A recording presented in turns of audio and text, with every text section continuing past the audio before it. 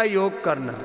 क्या बोला? बोलो पूरा योग, पूरी औषध करना। औषध भी भगवान का वरदान है, हम सब के लिए भगवान का आशीर्वाद है, प्रकृति का, परमेश्वर का आशीर्वाद रूप है जड़ी बूटियाँ। किसी कारण से शरीर में कोई भी प्रारब्ध दोष है, कोई हमसे भूल हो गई, अथवा कई बार तो वैसे ही न जाने कैसी कैसी औषध बीमारियां हो जाती, जाने अनजाने कोई भी भूल हो गई, अपराध हो गया, दोष हो गया, रोग हो गया शरीर में। तो योग पूरा करना, आयुर्वेद की औषध पूरी करना। जो आपको जैसे खाने पीने जीने के लिए बताते हैं वैसे खाना पीना जीना। जो थेरापी करने के लिए बोलते हैं, सप्ताह में 1 बार, 3 बार, 5 बार बस्ती, त्राटक, नस्य, गुंजर, उपवास, इंटरमिटेंट उपवास रोज करना, ये पूरा करना। ये जो सिखाते हैं यहाँ पर, बस इसको घर पे भी फॉलो करना। कोई रोग ऐसा बचेगा नहीं जो ना मिटता। आज डॉक्टर साहब न्यूरोग्रिड लेकर के आए, ब्रेन नर्वस सिस्टम के डिसऑर्डर बहुत ज़्यादा हो गए हैं और इस पर भी बहुत काम किया। मैंने 30 साल के बाद ये कहना शुरू किया, 3 साल पहले, कि पार्किंसंस, न्यूरोपैथी, ब्रेन और नर्वस सिस्टम के डिसऑर्डर्स दूर होते हैं, उसमें सबसे बड़ी भूमिका पार्किंसंस, अल्जाइमर, डिमेंशिया और न्यूरोपैथी जो डायबिटीज वालों को हो जाती है। कल भी एक माता तड़फ रही थी, बोले बाबा जी पूरे शरीर में भयंकर पीड़ा कष्ट है। तो मैंने कहा माँ न्यूरोग्रिड, इम्यूनोग्रिड ले लेना। पहली बार दुनिया में पार्किंसन भी किसी ने अच्छा किया है तो पतंजलि है। ये आपको प्रामाणिकता के साथ कह रहा है, ये बड़ी चीजें थी। नहीं तो इस 30 साल पहले, 30 साल तक मैंने नहीं कहा था। तो डॉक्टर अनुराग जी इस संदर्भ में आपको बताएंगे, आप हमारे साथ भस्त्रिका, कपालभाति, अनुलोम विलोम करते रहना। ओम स्वामी जी प्रणाम। आप सभी को मेरा अभिवादन। आज स्वामी जी हम बात करेंगे पार्किंसन डिजीज़ के बारे में, थोड़ा उस बीमारी के बारे में समझेंगे। थोड़ी सी कम्प्लेक्स बीमारी है और ये देखेंगे कि जो न्यूरोग्रिड है ये इस बीमारी में किस तरीके से लाभप्रद है, कैसे कैसे बीमारी के सिम्टम को और उसके ट्रीटमेंट और कुछ हद तक थेरेपेटिक एडवांटेज में कैसे काम करती है स्वामी जी। तो पार्किंसन के बारे में बात करें तो स्वामी जी ये दुनिया के लगभग 1% लोगों को ये बीमारी होती है और जिनकी उम्र 65 साल से ज़्यादा हो जाती है उनमें बीमारी आनी शुरू हो जाती है। ये तो रिपोर्टेड डेटा बताते हैं, जो हमारे डॉक्टर साहब बताते हैं ना, जिन्होंने रिपोर्ट करवा दिया। अब तो ये बीमारी कुछ ज़्यादा हो गई है, मैं बता रहा हूँ। कोरोना के बाद, कोरोना और कोरोना की वैक्सीनेशन के बाद लोगों को बहुत ज़्यादा पार्किंसन हो रहा है, बहुत ज़्यादा SLMS, autoimmune disease, brain nervous system के डिसऑर्डर है जी। तो समझ जी जो ब्रेन की न्यूरो डिजनरेटिव डिजीज़ है, मतलब न्यूरो डिजनरेशंस मतलब न्यूरॉन्स का मर जाना, जो ब्रेन की फंक्शनल यूनिट है जिनको हम न्यूरॉन्स कहते हैं, उनकी डेथ होनी शुरू हो जाती है और उसकी वजह से न्यूरो डिजनरेशन होता है। तो उसमें सबसे नंबर 1 पे तो आता है स्वामी जी एल्जाइमर और दूसरा आता है पार्किंसन। और पार्किंसन का जो मेन फोकस है स्वामी जी वो हमारे ब्रेन के अंदर एक छोटा सा हिस्सा होता है जिसको हम बोलते हैं सबस्टेंशिया नाइजरा, जो बीच का हिस्सा है ब्रेन का, मिड ब्रेन जिसको कहते हैं, हाइपोथैलेमस के बाद एक छोटा सा हिस्सा होता है जो बिल्कुल ब्लैक कलर का होता है, जैसे ब्लैक न्यूक्लियस भी कहते हैं। वो स्वामी जी कंट्रोल करता है हमारे मूवमेंट को, हमारे शरीर के जितने भी मूवमेंट हैं, हाथ पाँव का हिलना, चलना, आंखें घुमाना, सब जितने भी काम है जहाँ भी मसल्स का इस्तेमाल है वो उधर से कंट्रोल होता है। और अगर वहाँ के न्यूरॉन्स बनने शुरू हो जाते हैं तो स्वामी जी हाथ पाँव बगैर कंट्रोल के ही हिलने लगते हैं और वो स्वामी जी पार्किंसन डिजीज जैसी हालत बन जाती है। तो ऐसा देखा गया है स्वामी जी कि ऐसे रोगी जिनके अंदर पार्किंसन सबसे ज़्यादा थी, लगभग 80% न्यूरॉन वहाँ के मर चुके थे। तो ये सीवियरिटी ऑफ डिजीज़ है, उम्र के साथ साथ बढ़ती जाती है और आपने जैसा कहा कि इसको ढंग से लोग डायग्नोज नहीं कर पाते और रिपोर्ट नहीं कर पाते। तो जो 1% डेटा मैं बता रहा हूँ वो वास्तव में एक रिपोर्टेड डेटा है, पर इंडिया में, भारत जैसे देश में जहाँ पे मेडिकल फैसिलिटी तो डेवलप हो रही हैं पर डायग्नोस्टिक के बारे में भी थोड़ा सा टाइम लग रहा है, तो बीमारियाँ ढंग से रिपोर्ट हो नहीं पाती हैं, तो हो सकता है इसका नंबर और ज़्यादा भी हो। तो अगर हम स्क्रीन पे देखें तो ये बेसिकली ये दिखाता है कि हमारे ब्रेन के अंदर बहुत सारे न्यूरोट्रांसमीटर्स होते हैं स्वामी जी। तो जो न्यूरॉन्स हैं वो शायद सबसे एडवांस सेल्स हैं हमारी बॉडी के, जो एक सेल से दूसरे सेल के बीच में अलग अलग केमिकल्स को भेज के अपना सिग्नल भेजते हैं। तो वो जो दूत हैं जो एक कोशिका से दूसरी कोशिका तक अपना मैसेज भेजते हैं, उनको हम न्यूरोट्रांसमीटर कहते हैं। उनमें एक सबसे बड़ा है डोपामीन। तो डोपामीन जो न्यूरोट्रांसमीटर है, अगर उसका लेवल कम हो जाता है, या ऐसे नर्व सेल जिनके अंदर डोपामीन का लेवल कम हो जाता है, या डोपामीन बनाने वाले नर्व सेल का लेवल कम हो जाता है, वो प्रीडोमिनेंटली पार्किंसन का काम करते हैं। उनकी वजह से पार्किंसन डिजीज़ होती है। तो डोपामीन के ऊपर पूरा फोकस रहता है इसी बीमारी के अंदर, और ये जो बैलेंस है अलग अलग न्यूरोट्रांसमीटर के बीच में, वही ब्रेन को एक्टिव रखता है। तो अलग अलग योगा की प्रैक्टिसेस, प्राणायाम स्वामी जी इस बैलेंस को भी नॉर्मलाइज करते हैं। पर इसके साथ साथ अगर हम ये भी देखें कि ये किस तरीके से और मॉडिफाई हो सकता है, और क्या औषधियाँ इसमें काम कर सकती हैं, एलोपैथिक वर्ड में, आयुर्वेदिक वर्ड में इसमें क्या क्या है, वो स्वामी जी थोड़ा भी हम समझेंगे। ये जो हम स्क्रीन पर देख रहे हैं ये विश्व का नक्शा है, और ये बता रहा है कि किस किस देश में कितनी कितनी पार्किंसन पाई जाती है। ऑफ कोर्स कनाडा में, यूएस में, यूरोप में इनकी रिपोर्टिंग अच्छी है, तो वहाँ के नंबर ऑफ कोर्स ज़्यादा हैं। कनाडा में दुनिया में से सबसे ज़्यादा पार्किंसन के रोगी हैं। लगभग 1 लाख में देखेंगे तो स्वामी जी 200 पेशेंट वहाँ पाए जाते हैं। वहाँ फ्रीक्वेंसी सबसे ज़्यादा है। भारतवर्ष में भी काफ़ी सारे हैं, और वक्त के साथ साथ वो और बढ़ते जा रहे हैं। आपने जैसे कहा कि पोस्ट कोविड काफ़ी लोगों में पार्किंसन के सिम्टम भी डेवलप हुए हैं। अब ये जो स्क्रीन पर स्वामी जी हम देख रहे हैं, ये हमारे ब्रेन का मैप है। जो बीच का हिस्सा जो मैंने लाल बॉक्स में बनाया हुआ है वो मिड ब्रेन है। इसको हम जूम करके देखेंगे तो जो ऊपर बॉक्स दिखाई दे रहा है वो दिखा रहा है मिड ब्रेन का हिस्सा, और जो ठीक बीच में ब्लैक कलर की 2 लाइन हैं वो स्वामी जी वो एरिया है जो पार्किंसन में अफेक्ट होता है, जो मैं आपसे कह रहा था ब्लैक न्यूक्लियस है। इसके अंदर ही वो न्यूरॉन्स हैं जो फंक्शनल करते हैं कि किस तरीके से हमारे बॉडी मूवमेंट होंगे। तो पार्किंसन के जो मेन सिम्टम है जिसमें हाथ हिलते रहते हैं, वो इधर से ही कंट्रोल होता है। और जो आप नीचे देख रहे हैं स्वामी जी, एक छोटा सा स्कीमेटिक है जहाँ मोटर न्यूरॉन्स आपस में बात कर रहे हैं, जो नीचे बिल्कुल राइट हैंड साइड में देख रहे हैं। नॉर्मली एक अच्छा खासा डोपामीन का लेवल सिक्रीट हो रहा है, पर जो रोगी हैं उनमें ये लेवल स्वामी जी कम हो जाता है। तो पार्किंसंस में इनका रेशियो कम हो जाता है। और स्वामी जी एक और अच्छी फाइंडिंग है कि जो आयरन का लेवल है स्वामी जी इनमें भी कम हो जाता है। तो आयरन की डेफिशिएंसी इन सेल्स में पार्किंसन की तरफ हमें लेके जाती है। और यहाँ अगर हम जो देख रहे हैं अगली स्लाइड पे, ये थोड़ा सा डिटेल्ड है, थोड़ी सी बिजी स्लाइड है, पर बेसिकली स्वामी जी मैं ये दिखाना चाह रहा हूँ कि जो न्यूरॉन्स जो आप टॉप में देख रहे हैं, जो टूट के ऐसा बनता जा रहा है जिसमें डोपामीन का लेवल कम हो रहा है, और उसकी वजह से उसके न्यूराइट लेंथ जिसकी वजह से आपस में कम्युनिकेशन हो रहा है वो कम हो जाता है, और उससे फिर डिजीज़ पैदा होनी शुरू हो जाती है। अलग अलग टाइप के सिम्टम आते हैं, ब्रेडिकाइनेसिया, रेस्टिंग ट्रमर्स, हाँ, शिफ्ट व्हील, कॉग व्हील। तो स्वामी जी जैसे एक मशीन का एक जो पहिया होता है जिसको हम इंजीनियरिंग की का सिंबल भी मानते हैं, तो जो कॉग व्हील है वो गोल गोल घूमता रहता है, वैसा ही रिस्पॉन्स हमारे मसल के अंदर आना शुरू हो जाता है। बगैर कंट्रोल के हाथ पांव यूं यूं चलते रहते हैं, और वो जो वाइब्रेशंस हैं, वो जो इनवॉलंटरी कंट्रोल है, चाह के भी इसको नहीं रोक पाते, वो इधर से ही आ रहा होता है, और खड़े होने में दिक्कत आनी शुरू हो जाती है। ऑक्सीडेटिव स्ट्रेस बढ़ जाता है, फ्री रेडिकल्स बढ़ जाते हैं, और कुछ सिम्टम्स स्वामी जी ऐसे होते हैं जो मैं स्क्रीन पर दिखा रहा हूँ।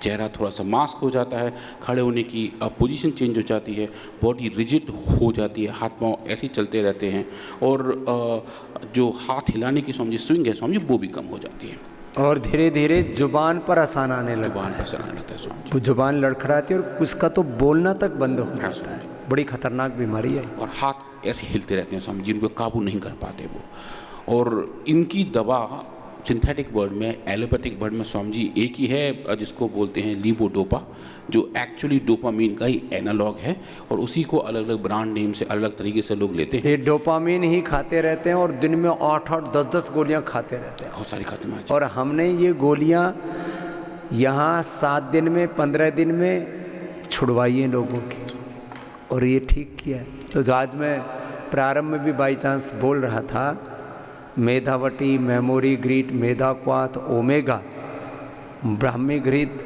गाय का घी, बादाम, अखरोट आदि, और जो हमारा बता रहा था ना ब्रेन 80% तो अच्छे कोलेस्ट्रोल से ही बना है, फैट से ही बना है, उसके प्रति ध्यान ही नहीं है लोगों का।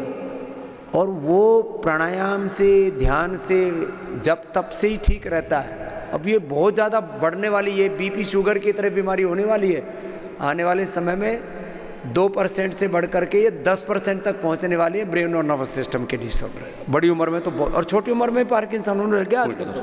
स्वामी जी उसका एक कारण कह रहे हैं कि जो हमारा डिजिटल एक्सपोजर है, मोबाइल पे बहुत देर रहते हैं, कंप्यूटर बहुत देर रहते हैं, तो हमारी जो ब्रेन है उसकी कैपेबिलिटी भी कंप्रोमाइज होती है। स्वामी जी डिजिटल एक्सपोजर्स ने तो नाश मार दिया, बालक खराब कर दिए, जवान खराब कर दिए जी।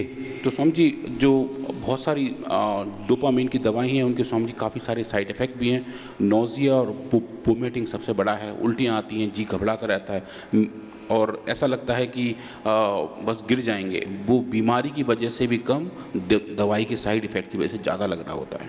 पर चूंकि और कुछ होता नहीं है तो लोग उसी को ट्राई करते हैं और काफ़ी नए नए कुछ थेरेपी भी आ रहे हैं जो उस पर काम करते हैं। पर स्वामी जी हम अपने एंड से देखें कि आयुर्वेद में क्या क्या ऑप्शन है स्वामी जी, तो जो आपने फॉर्मुलेशन किया है डिज़ाइन स्वामी जी, इसको न्यूरोग्रिड गोल्ड कहते हैं, वो स्वामी जी इसमें बहुत अच्छे से काम करता है। अब इसके लिए स्वामी जी आज मैं बहुत ही बिल्कुल फ्रेश, जिसको बोलते हैं हॉट डेटा दिखाने जा रहा हूँ, जो अभी पिछले ही कुछ 2-3 महीनों में हम लोगों ने ये जो एकांग वीर रस है, मोती पिष्टी है, रजत भस्म है, रजत भस्म, वसंत कुसुमाकर, रसराज रस, ज्योतिषमती और गिलोय, ये यूनिक फार्मूलेशन है। ऐसा फार्मूलेशन अभी तक पूरी दुनिया में किसी ने नहीं किया था और फार्मूलेशन के बाद उस पर रिसर्च और रिसर्च के बाद उसके जो परिणाम आए हैं, ये पूरी दुनिया के लिए एक बहुत बड़ी सौगात है, बहुत बड़ा योगदान है, बहुत बड़ी सेवा है पतंजलि की। क्या कैसे किया आप आगे? तो इस पे हमने काम किया स्वामी जी। नहीं, ये तो पार्किंसन तो जानवरों में पैदा नहीं कर सकते, इसको स्वामी जी सी एलिगेंस में पैदा कर सकते हैं। अच्छा, सी एलिगेंस। तो स्वामी जी आज मैं बहुत सारा डेटा आपको सी एलिगेंस का दिखाने वाला हूँ और काफ़ी सारा ऐसा है जो बिल्कुल अभी नया नया आया है और मैं पहली बार किसी भी मंच पे इसके बारे में बात कर रहा हूँ और बहुत ही एक्साइटिंग फाइंडिंग है स्वामी जी। और सी एलिगेंस में हम ऐसा बहुत कुछ कर पाए जो चूहों में कर पाना पॉसिबल नहीं होता है। वही मैं कह रहा हूँ, उनमें ये बीमारियाँ होती ही नहीं है।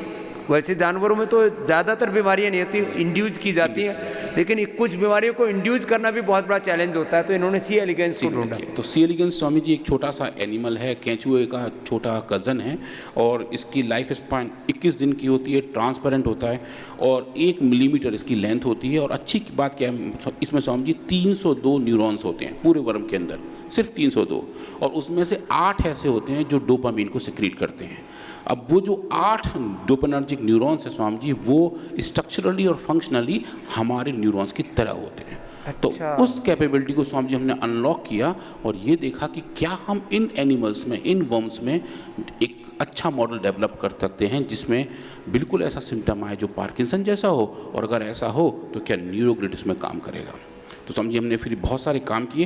जो छोटा स्कीम आप देख रहे हैं अभी स्क्रीन पे, ये वो मॉडल है, पूरे वर्म्स में हम किस किस तरीके से काम कर सकते हैं और ये जितने भी मॉडल्स हैं उनके बारे में छोटा सा समरी है। तो बेसिकली ये बॉडी के बारे में बताता है, बॉडी के मोटर न्यूरॉन्स के बारे में बताता है, डोपामिन न्यूरॉन्स के बारे में बताता है, टच के बारे में, सेंसरी के बारे में, पेन के बारे में, सब कुछ स्वामी जी हम ट्रैक कर सकते हैं।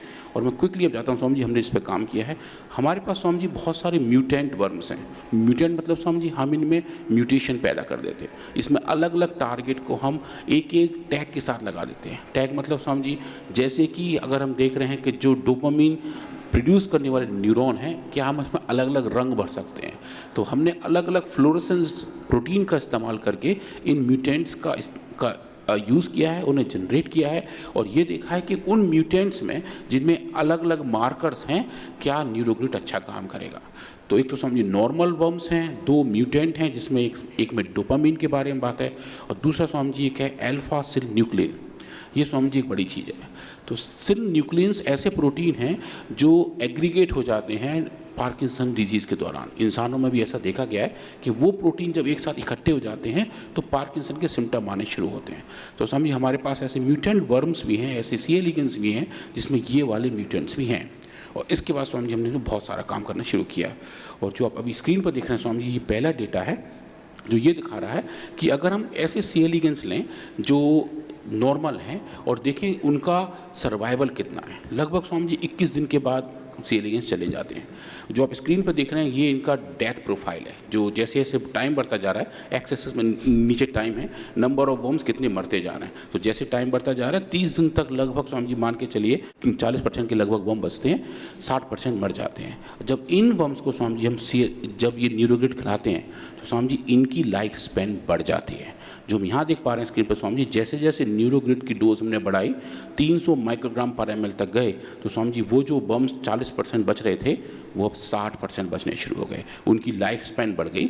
और जो आप स्क्रीन पर राइट हैंड साइड में देख रहे हैं कि जो एडल्ट पॉपुलेशन थी वो कांस्टेंट रही, उनमें कुछ अपनी टॉक्सिटी नहीं आई पर ओवरऑल उनकी लाइफ स्पैन बढ़ गई थी। और ऐसा ही हमने स्वामी जी अलग अलग जो स्ट्रेन्स हैं उन पर देखा कि total survival of C elegans strain Neurogrid ने बढ़ा दिया था। तो अब ये लाइफ स्पैन तो बढ़ गई, तो उसका फ़ायदा क्या स्वामी जी? वो फ़ायदा स्वामी जी यहाँ दिखता है। तो अब हमने क्या किया स्वामी जी, एक ऐसा कंपाउंड है 6-OHDA जो वास्तव में न्यूरोटॉक्सिक है, जिसकी वजह से न्यूरॉन्स मरते हैं। ह्यूमन में भी काफ़ी लोग उसको एक्सपेरिमेंट किए हुए हैं, एनिमल्स में भी नोन है। और सी एलिगेंस में स्वामी जी हमने देखा कि जब इन एनिमल्स को, इन वर्म्स को हमने 6-OHDA दिया तो स्वामी जी लगभग आधे से ज़्यादा न्यूरॉन्स मर गए थे, जो आप लेफ्ट हैंड साइड में देख रहे हैं। और जब इन्हीं को हमने न्यूरोग्रिड दिया स्वामी जी तो ये जो मरते हुए वर्म्स थे वो नॉर्मल होने शुरू हो गए थे। जो आप राइट हैंड साइड में देखते आ रहे हैं कि इनके प्रोजेनी बढ़ गई, इनके परसेंट एडल्ट बढ़ गए। और ये बता पाए कि न्यूरोग्रिड वास्तव में इन वर्म्स को मरने से बचा रहा होता है, जो ऑक्सीडेटिव स्ट्रेस, जो न्यूरोटॉक्सिक इफेक्ट की वजह से मर रहे होते हैं। और उसके बाद स्वामी जी ने बड़ा क्यूट वाला एक्सपेरिमेंट किया है, ये थोड़ा सा एक्साइटिंग भी है। तो हमने क्या किया स्वामी जी, एक प्लेट के अंदर ठीक प्लेट के बीचों बीच में जो आप ब्लैक डॉट देख रहे हैं, हमने वहाँ स्वामी जी लगभग 30 वर्म छोड़ दिए और उसके एक तरफ रखा एट्रैक्टेंट और एक तरफ रखा रिपेलेंट। और ये देखा कि ये जो म्यूटेंट वर्म्स हैं, जो नॉर्मल वर्म्स हैं, वो किस तरफ जाते हैं। तो अगर पार्किंसन की सिम्टम्स होंगे तो वो कंफ्यूज होंगे, उन्हें पता नहीं होगा कहाँ जाना है और वो मोस्ट ऑफ टाइम सेंटर में ही पड़े रहते हैं। पर जैसे जैसे वर्म्स अच्छे होने लगते हैं, उनके अंदर डिसीजन मेकिंग पावर आती है, उनका बिहेवियर बेटर हो जाता है और वो एट्रैक्टेंट की तरफ जाने लगते हैं। थोड़ा फनी है स्वामी जी, ये जो वर्म्स हैं पता नहीं क्यों भगवान ने ऐसा बनाया है कि ये एल्कोहल की तरफ ज़्यादा अट्रैक्ट होते हैं। ये भी शायद कुछ अलग प्राणी रहे होंगे, पर अगर इनको एथेनॉल दिया जाए ये उस तरफ ज़्यादा जाते हैं। और SDS जो झाग बनाने वाला कंपोनेंट होता है उससे थोड़े दूर जाते हैं। तो हमने दोनों तरफ ऐसे डॉट्स रखे और ये देखा कि ये वर्म्स किस तरफ जाने शुरू हो रहे हैं। नॉर्मल वर्म्स जिनमें स्वामी जी हमने 6-OHDA दिया था, जो न्यूरोटॉक्सिक है, जिसकी वजह से न्यूरॉन्स मरने शुरू होते हैं, ये सब वर्म कंफ्यूज रहे, इन्हें पता नहीं कहाँ जाना है क्योंकि इनके न्यूरॉन्स डैमेज हो चुके थे, उनके अंदर टॉक्सिटी आ चुकी थी। पर जैसे जैसे स्वामी जी हमने इनको न्यूरोग्रिड दिया, वो स्वामी जी इनका क्लियर बिहेवियर चेंज हो गया और इन्हें डिसीजन मेकिंग पावर आ गई और ये खुद देख पाए ना किस तरफ जाना है। जो आप राइट हैंड साइड में देख रहे हैं कि लगभग 60% से ज़्यादा वर्म उस तरफ चले गए स्वामी जी जहाँ पर उनको जाना चाहिए था, और ये न्यूरोग्रिड की वजह से हुआ था। और ये स्वामी जी एक बिहेवियर की बड़ी वाली फाइंडिंग थी जो जनरली और ड्रग्स में ऐसा नहीं दिखता है।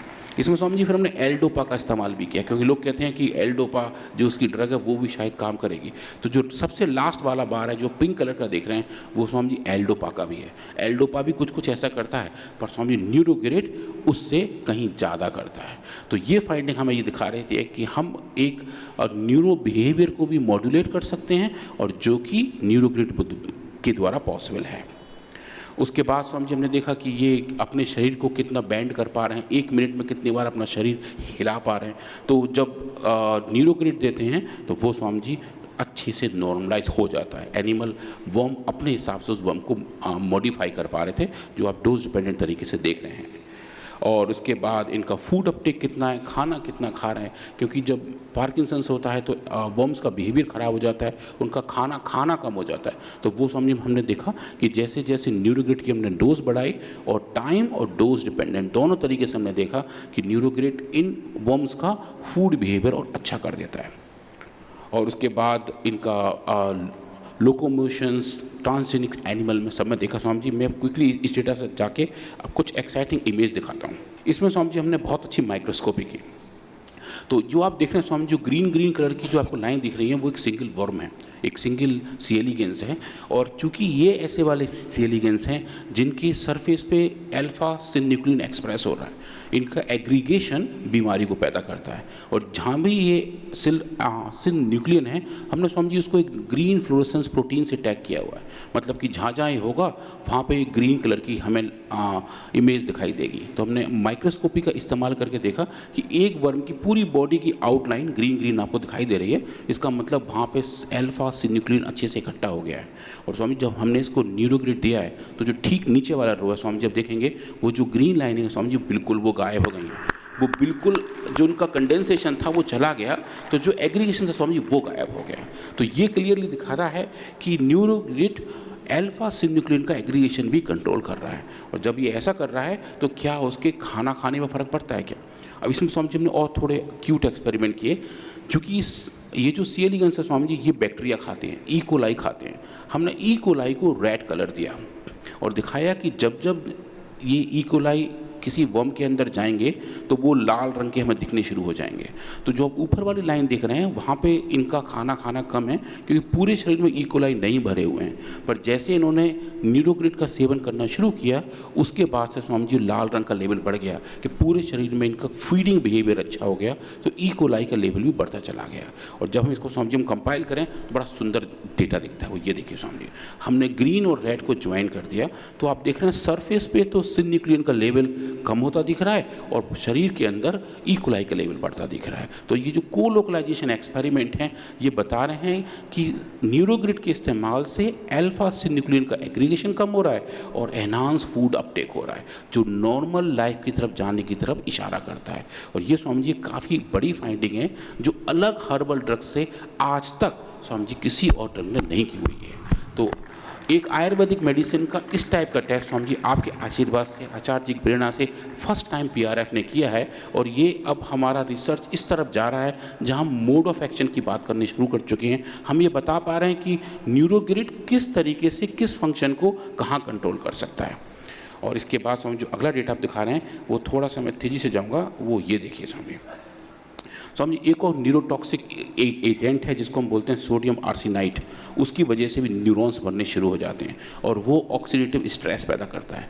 तो स्वामी जी जो आप स्क्रीन पर सबसे ऊपर वाले वर्म्स देख रहे हैं वो नॉर्मल वर्म्स हैं जिनके अंदर एसओडी जो एक मार्कर है ऑक्सीडेटिव स्ट्रेस का वो दिखा रहा होता है। जब हम इन सबको स्वामी जी सोडियम आर्सेनेट देते हैं तो उसका लेवल कम हो जाता है। तो जो दूसरी वाली रो आप देखें इसमें ग्रीन सिग्नल कम हो गए हैं, इसका मतलब ये दिख रहा है कि ऑक्सीडेटिव स्ट्रेस जनरेट हो चुकी है। और जब हम स्वामी जी इनको अलग अलग डोज ऑफ न्यूरोग्रिड देते हैं तो आप देखें स्वामी जी जो ग्रीन सिग्नल कम हो गया था वो वापस आना शुरू हो गया है। और ये बता रहा है कि डोज डिपेंडेंट तरीके से न्यूरोग्रिड इन न्यूरोटॉक्सिटी को भी स्वामी जी नॉर्मलाइज कर सकता है। और ये भी स्वामी जी बहुत बड़ी वाली फाइंडिंग है जो क्लियरली ये बताती है कि मोड ऑफ एक्शन के बारे में पता लग रहा है। अल्फा सिन्यूक्लियन का मॉडिफिकेशन, उनका फूड अपटेक और अब ऑक्सीडेटिव स्ट्रेस, इन सब का नॉर्मलाइजेशन स्वामी जी ये ड्रग बहुत अच्छे से कर रहे होते हैं।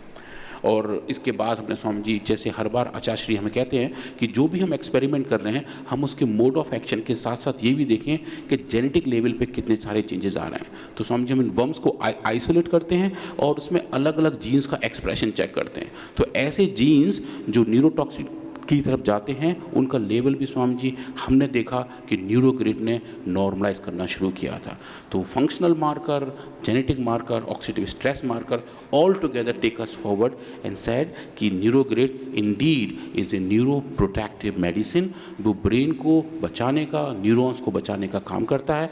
और ये हमें इस तरह बताता है कि इसका इस्तेमाल वास्तव में एक अच्छे तरीके से पार्किंसंस और नाउ एल्जाइमर पे भी इस्तेमाल किया जा सकता है स्वामी जी, और उसके प्रोटेक्टिव इफेक्ट बहुत ही अच्छे आने शुरू हो गए हैं। ये तो एकल औषधि हो गई न्यूरोग्रिड। इसके साथ हम मेधा मेमोरी दे देते हैं, ओमेगा दे देते हैं, फिर कुछ मनुष्य को तो और कुछ प्राणायाम और कुछ दूसरी भी चीज़ें करा देते हैं तो 100% रिजल्ट आ जाता है। लेकिन आयुर्वेद में इस तरह की डिटेल रिसर्च की मोड ऑफ एक्शन क्या है, क्यों लाभ हो रहा है, कैसे लाभ हो रहा है, उसके पीछे का मैकेनिज्म क्या है, ये पहली बार पतंजलि की ओर से पुरुषार्थ हो रहा है।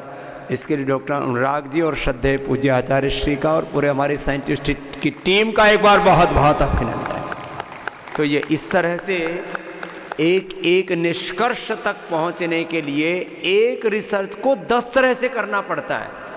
अलग अलग उसके एस्पेक्ट्स, उसके अलग अलग पहलू होते हैं, तो जा कर के हम किसी निष्कर्ष तक पहुंचते हैं। तो ये रिसर्च प्रोटोकॉल्स को अलग अलग एंगल से फॉलो करके और कुछ मानवता के कल्याण के लिए बड़े परिणाम निकलते हैं, वो आपके सामने हमारे आदरणीय डॉक्टर अनुराग वार्ष्णेय जी कहते रहते हैं। और इससे लोगों की और ज़्यादा श्रद्धा बढ़ रही है, क्योंकि ये सब research and evidence based, fact based, तथ्य तर्क युक्ति प्रमाण आधारित रियल वर्ल्ड एविडेंस और साइंटिफिक एविडेंस के साथ आपको इन चीज़ों को बताते हैं। ये कोई ढोंग आडंबर पाखंड अंधविश्वास नहीं, ये एक बहुत बड़ा विज्ञान ही नहीं, मैं तो कहता हूँ ये सुपर साइंस है। योग आयुर्वेद सुपर साइंस है। साइंस अब जहाँ तक नहीं पहुँचा है, वहाँ तक भी हमारे पूर्वज पहुँच चुके थे अपनी अंतःप्रज्ञा से।